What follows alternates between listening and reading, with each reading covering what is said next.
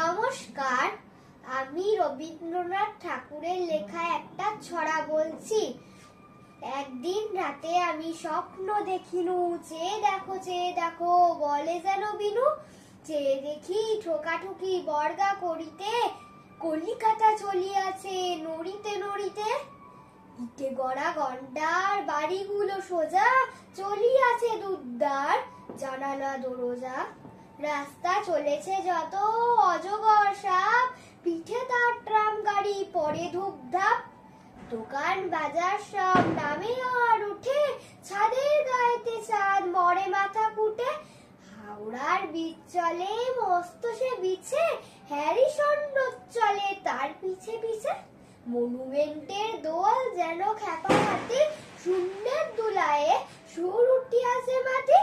আমাদের স্কুল ছোটে হন হন, অঙ্কের বই ছোটে ছোটে ব্যাকরণ।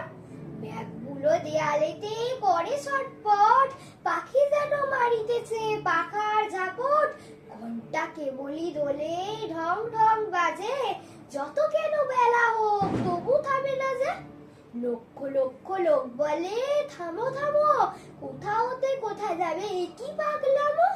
কলিকাতা সরে রাখো চলার খেয়ালে, গিত্তের নেশাতা স্তম্ভে দেওয়ালে। আমি মনে মনে ভাবি চিন্তা তো নাই, কলিকাতা যাক না কো সোজা বোম্বাই। দিল্লি লাহোরে যাক যাক না আগ্রা, মাথায় পাগড়ি দেব ও পায়েতে নাগড়া। কিংবা সে যদি আজ বিলাতেই ছোটে, ইংরেজ হবে সবে বুট হ্যাট কোটে। কিসের শব্দে ঘুম ভেঙে গেল যে, দেখি কলিকাতা আছে কলিকাতাতে।